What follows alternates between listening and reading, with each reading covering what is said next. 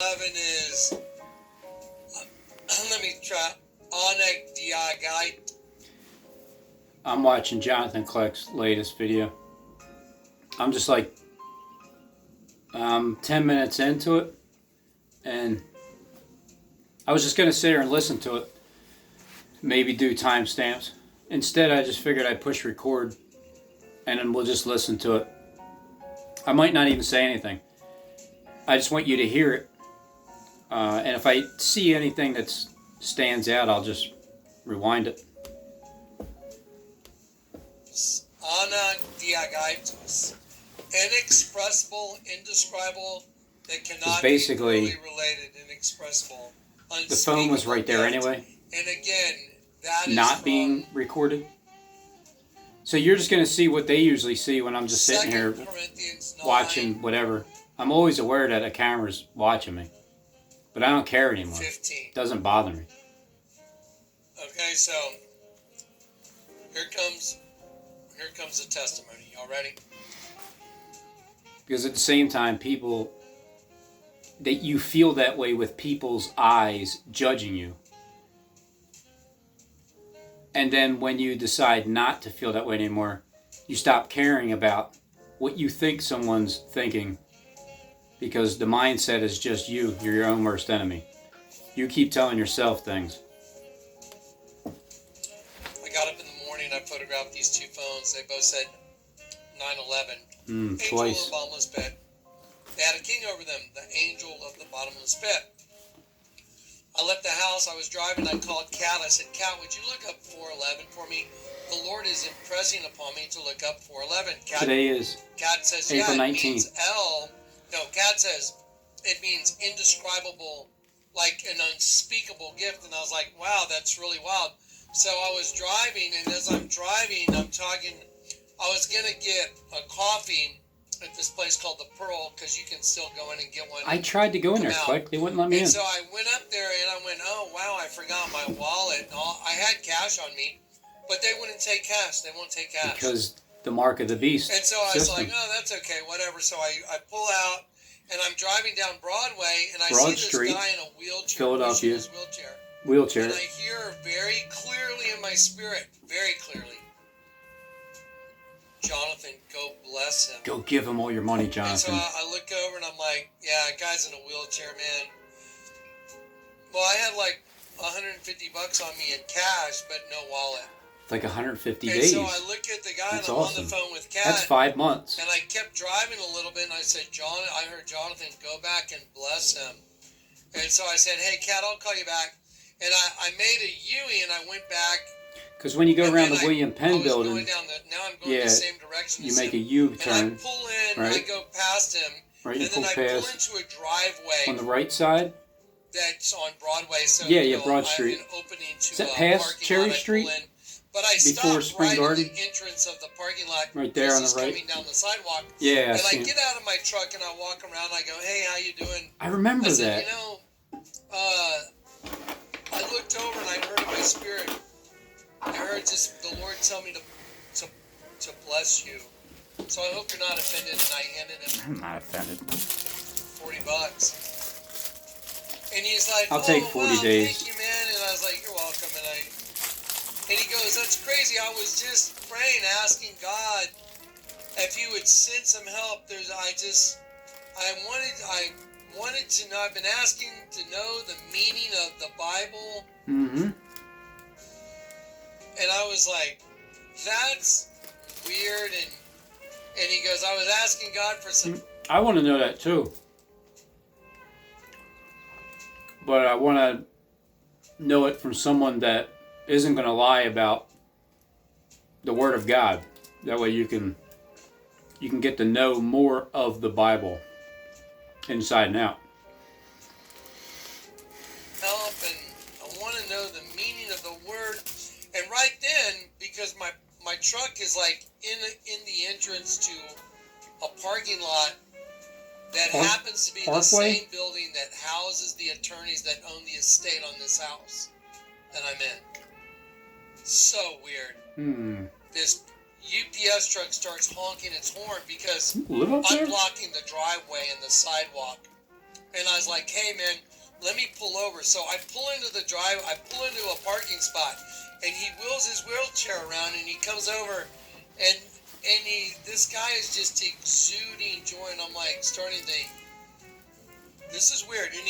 So we start talking, he's like, yeah, I was asking God if he would show me. I mean, I can't believe how many people don't want to know the meaning of the Bible. I'm like, weird. and I'm looking, and he opens a backpack and he pulls out. He's got one little Bible. He's got a big King James. He's got another Bible. He's got the Gospel of Mark. I'm like, what? Okay, I'm gonna pause it right there.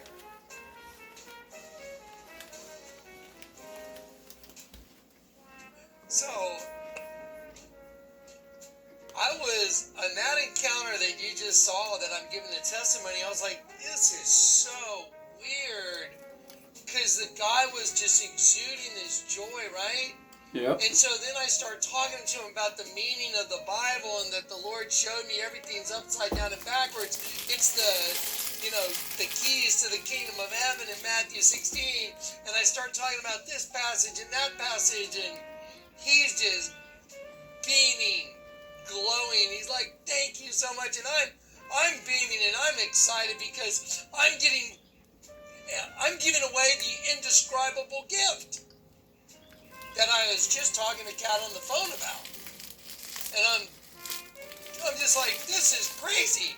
And so I'm just giving this guy what the Lord showed me, this indescribable gift, and he's just, wow, and he's glowing, and I'm like, I just give him all my money. I just take it all. I was just like, take it all. God bless you. I hope you have a great day. And here it is. Thanks. I go and I have some DVDs that in the car.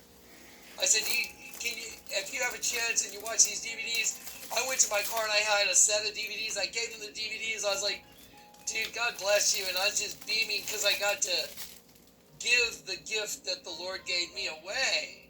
That's where my joy comes from. And I was just like, that was so crazy. So, I pull out, I turn left, going back the same direction I was down Broadway. And I just hear my spirit, go back. Go get a picture with him. And I'm like, that's weird.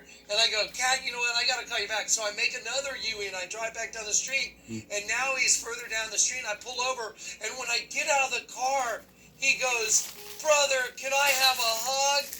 And that's weird because the night I got saved, Michael, the angel, said, pray with me, my brother. Pray with me, my brother. And I was like, I remember that. I just want to. And now I'm I was like 24. This is so strange. He's like, brother, can I have a hug? And when I went over to hug the guy, he hugged me. It was such a legit hug. It was like you hug someone who you love, who you miss, who you haven't seen. It's like, it's that kind of a hug. And he's giving me that hug, and I'm like, wow. Slow down, so I Mike. hug him back, and I'm so excited that I'm getting that kind of a hug that I kiss him on the head. I'm like, I know. and so we're just hugging, I'm kissing him on the head. I mean, that's pretty random. That's kind of a random deal, right? Some guy on the street. It's like you haven't seen him in 20 years. You're That's right, weird. right. I got saved in the alley about 20 years ago. When I get kissed in the head, and he's just hugging me, oh brother. And then it's gonna be like Judas betraying Jesus. Did you know I made 2 videos on my phone with him? Did you know the videos, the 2 that I made that I'm talking about did not turn out? It cut off after 6 seconds. One cut off after 1 second. One cut off after another second. Weird. I know, right? Weird. And so that one then slid by we me. have this moment where we're just hugging like kindred, like family. And I'm kissing him on the head. Don't forget, this is in the middle of COVID-19 and all that. And this is some guy on the street that is, hey, can I get a hug, brother? See, this is a future event. This isn't something that actually happened. This is a future event. He's going to kiss and betray Jesus. Watch. Right on his head. Just think about that for a second. You're like running over there. Oh, yeah, man. Kissing him on the head. It's like a family reunion, kind of. That's weird. And So then the rest of the story. See, this is my live And reaction then- towards what he's saying. So here's I here's joke all the around a lot, proof. but So, I know what I he's told talking you, about. then he told me he was courier to the 79th floor. The 79 means to wrestle like. No, but that is something that did happen, though, because Clark does have to. He'll create events to make sure that the story that he's saying is true, because it actually took place, on earth as it is in heaven. But the meaning of it behind it, there's a heavenly meaning behind the earthly story, but he's also telling a future prophecy that's going to be fulfilled. That's why he created the event to tell you about, to relate to how he feels in the future. Right, Click? Wrestle with God like Jacob wrestled with God and became Israel. How was your He will wrestle rule as with God? And then I pull onto the highway, and then there's a big sign that says, "Have you given your family the gift?" And it's talking about the gift of God.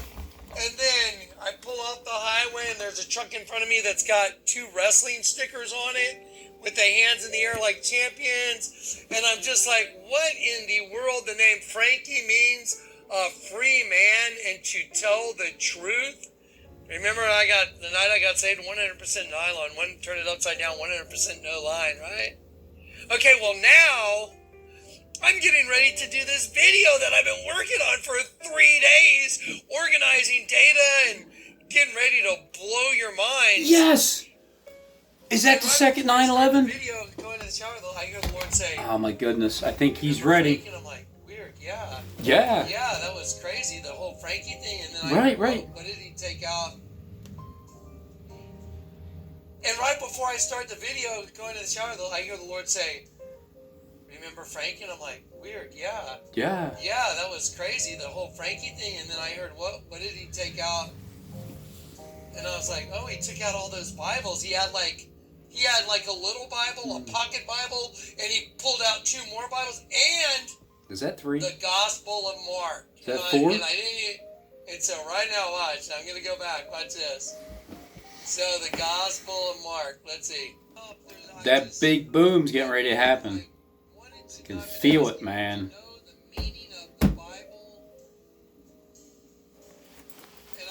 Like, will you turn it up? That's weird, and he goes, I was asking God for some help, and I want to know the meaning of the word. And right then, because my truck is like in the entrance to a parking lot that happens to be the same building that houses the attorneys that own the estate on this house that I'm in. So weird. It sounds like he lives on Broadway This Street. UPS truck starts honking its horn because I'm blocking the driveway and the sidewalk. And I was like, hey man, let me pull over. So I pull into a parking spot, and he wheels his wheelchair around, and he comes over, and this guy is just exuding joy, and I'm like starting to think, this is weird. So we start talking, he's like, yeah, I was asking God if he would show me. I mean, I can't believe how many people don't want to know the meaning of the Bible. I'm like, weird. and I'm looking, and he opens a backpack, and he pulls out, he's got one little Bible, he's got a big King James, he's got another Bible, he's got the Gospel of Mark. I'm like, wild. He goes, okay, so he's got the Gospel of Mark. Who carries the Gospel of Mark? It's in the Bible. Matthew, Mark, Luke, John. And so just a minute ago, I heard the Lord say, look up the Gospel of Mark. Just a minute ago. I'm doing this testimony before I give you the 3 days of data. And I hear the 3 Lord days say, of darkness. look up the Gospel of Mark. Well, Mark's the second Gospel in the Bible, but I typed in the Google second Gospel of 9/11? Mark. Right here. Second, whoa. John the Baptist prepares the way. The beginning Listen of up the to John. good news about Jesus the Messiah, The the Son of Baptist here. God, as it is written in the Isaiah the prophet. I will send my messenger ahead of you, who will prepare your way, a voice calling in the wilderness. Prepare the way of the Lord. Make straight paths for him. Oh my goodness. I was like, was a little too perfect and a little too like, what? Guys, that's the Lord telling you, get ready. Jesus is coming. Can you imagine? There's no way you wake up. Can you imagine the 450 false prophets? All you guys are like, you're like, oh man, I know he's talking about me. He's talking about me. No, he's talking about me. No, he ain't. Nuh-uh, he's talking about me. In the meanwhile, he's not talking about you. Morning, you screenshot 9/11. I'm the guy that's ratting out. He keeps talking about 9/11. The bottomless pit. That's who I am. Hold on, what is he doing? I am ratting out the angel of the bottomless pit and his system. I'm making it visible. The Lord is allowing me to make it visible for everybody. And when you see what I have to show you in the rest of this video, you're going to freak out. But he used all this as a way to communicate. I knew the night I got saved, Jesus was coming. I knew it. He's coming. He's coming soon.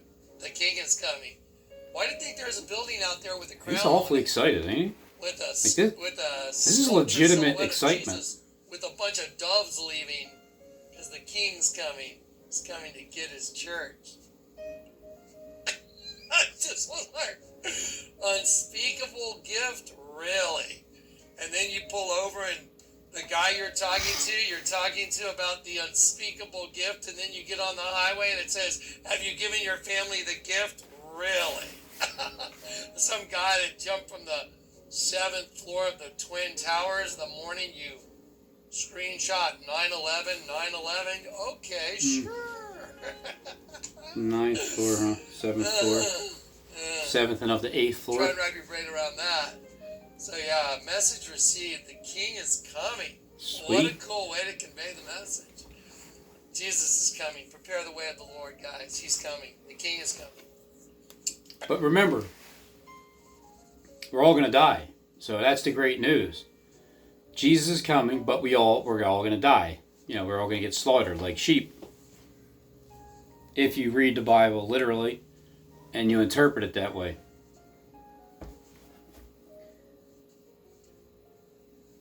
The beast is going to rise up from the pit. And the beast system is already in play. They're just making it slickly easing it in. The first phase, which is just tell everybody that the coronavirus is killing everybody. Instead of, here's what they did. This is more likely. The people that have been dying, there's statistics every day that people die, and they just continually die, day in and day out. And all those numbers, they just added them to the coronavirus. They attached the name coronavirus to these deaths. Instead of all these deaths being called deaths of these causes, it turns into deaths of coronavirus, and nobody else is dying of anything else. That's the first part of this phase that's shutting everything down. Now, on the COVID-19, which is today, April 19th, 2020, it's at 8 o'clock p.m., it's the official COVID beginning at 8 p.m. Standard or Eastern Standard Time here on the East Coast in Philly, outside of Philly, Pennsylvania. The time zones between, like, wherever these things start, the path.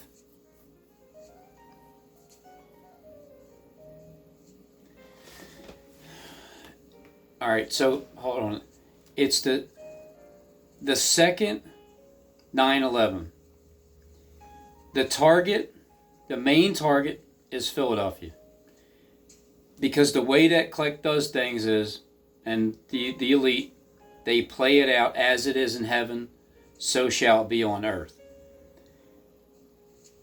Right here on earth, Philadelphia, because you got a little bit of strength in the Bible, playing out Revelation, he keeps on talking about the second 9/11. I can't help but to think he might have heard a few of my videos once or twice, maybe a couple. He might be referring to the second 9/11 with greater detail because it keeps with the number 2 and twice with this second 9/11 in Philadelphia. I think that's the last of the... That's like the last phase of the... Because this is the second phase. The first one was the COVID, getting people sick, telling you that everybody died of everything, it's just getting everybody to say that they've seen somebody, heard somebody, they know somebody in the hospital, they died, they had coronavirus attached to them. Well, guess what? Your government lies to you about everything. This is the end of the damn world as we know it, and they're going to make sure that they're going to lie their asses off. Every establishment that is ran is what? They're getting told to wear a mask, or you can't sell anything in the store. If you don't wear your mask and you go into an establishment and you're exchanging goods to one another, if you don't wear your mask, you can't sell anybody anything. This is COVID-19's phase 2.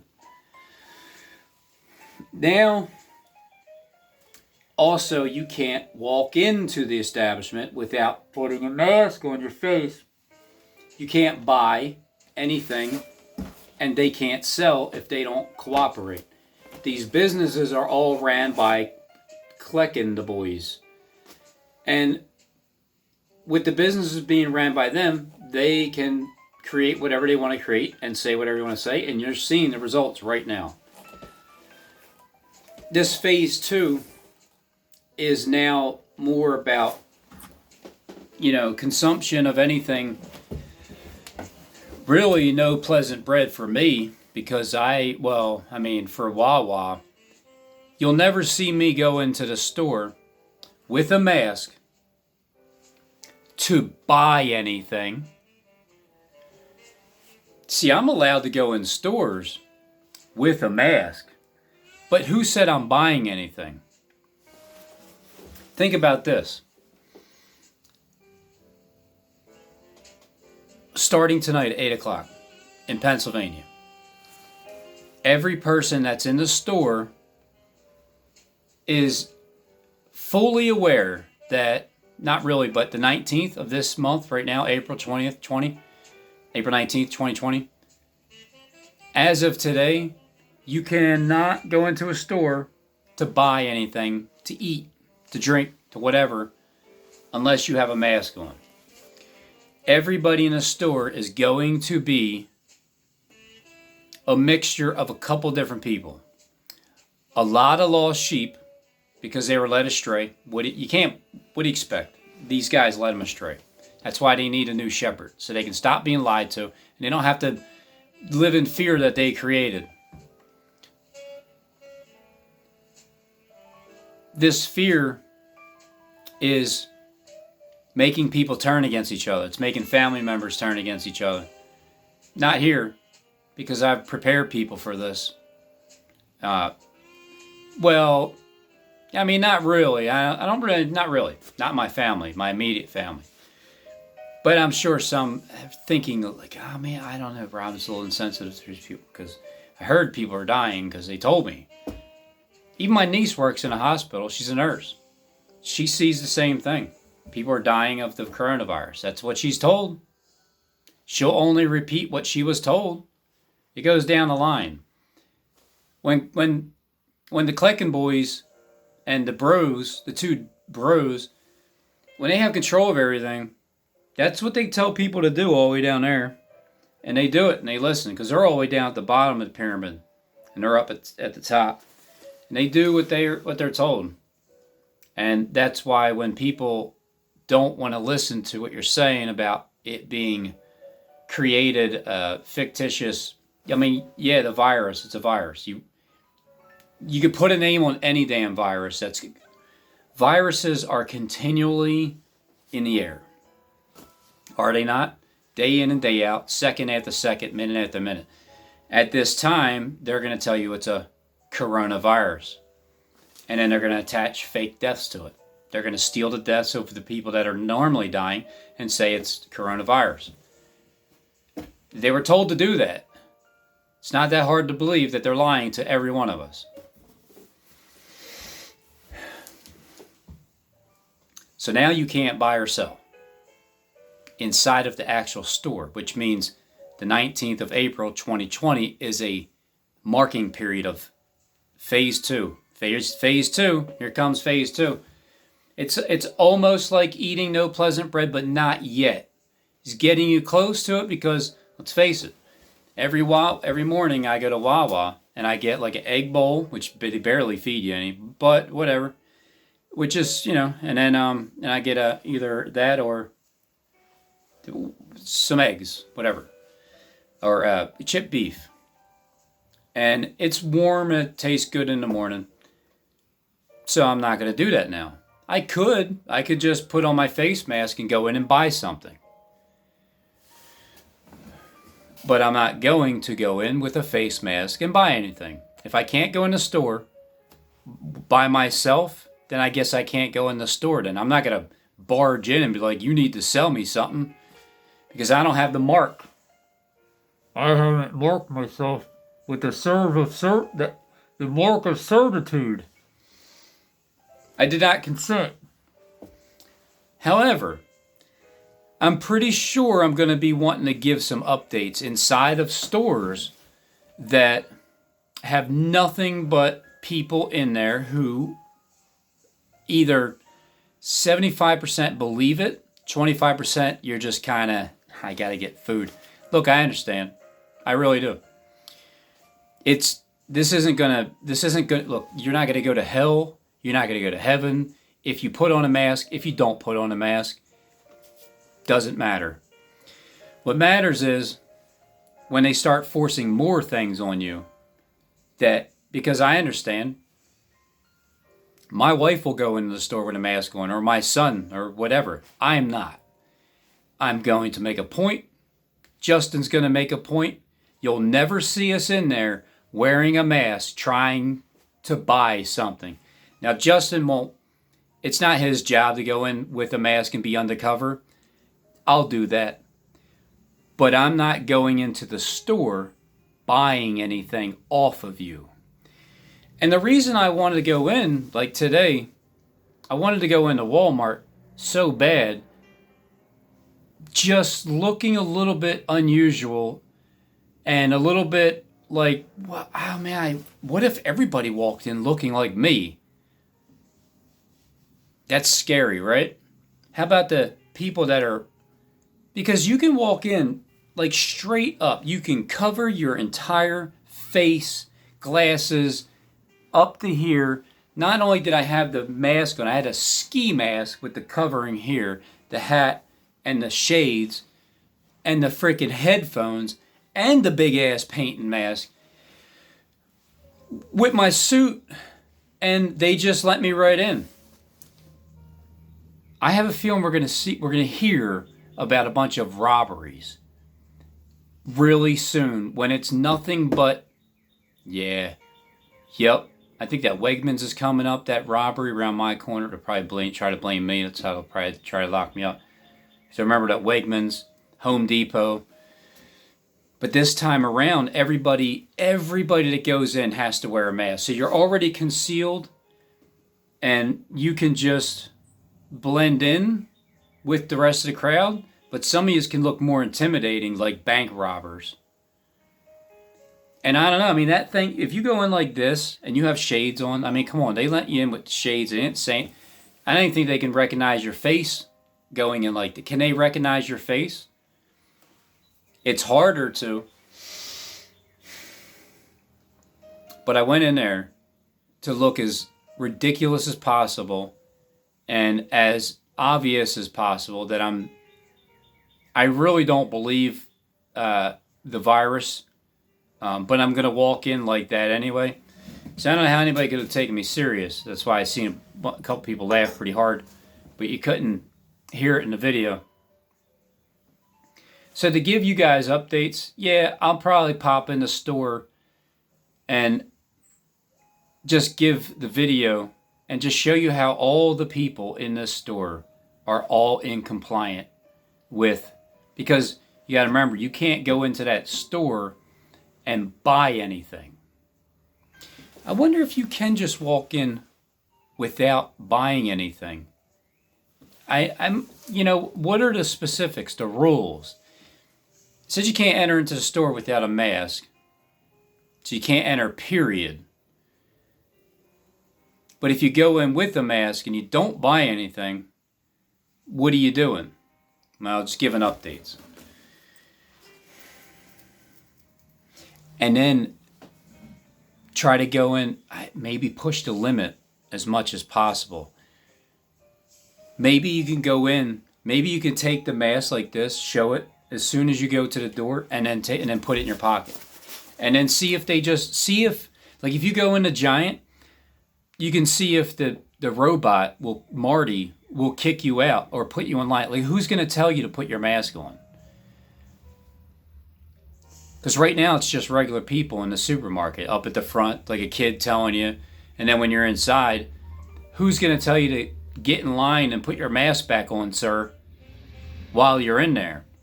So I say, if anybody's up for this, I say that you should try to test, the boundaries, unless you're afraid to get locked up. Now, when it gets to the point of that, if they're going to call the cops on you, all right, fine, that's it. You know where to draw the line in the sand. But I need to test these things. I need to see, like, what are they going to do? And I just want to see who steps up, like, in the store. Who's going to be that person that tells you? Because AI is watching you with the camera. Is the camera going to tell the security guy that you got to go put your mask on? When you show it, when you walk up to the front of the door, you show your mask, like, sir, you got to wear a mask. It's right here. Okay, thanks. Yeah. And then go in and see what happens. And I think I'm going to have to try it out myself. I mean, I might not. I might be just chicken shit. I might be saying it, trying to act tough. But you'll never see me buy anything in any damn store with a mask on. If I can't go in voluntarily with my face unmasked, then that's it. If I can't drive back and forth to work and I'm going to get locked up because I'm not wearing a mask, all right, I know when it's time to stay still because it's the power that I have, but I'm going to keep trying.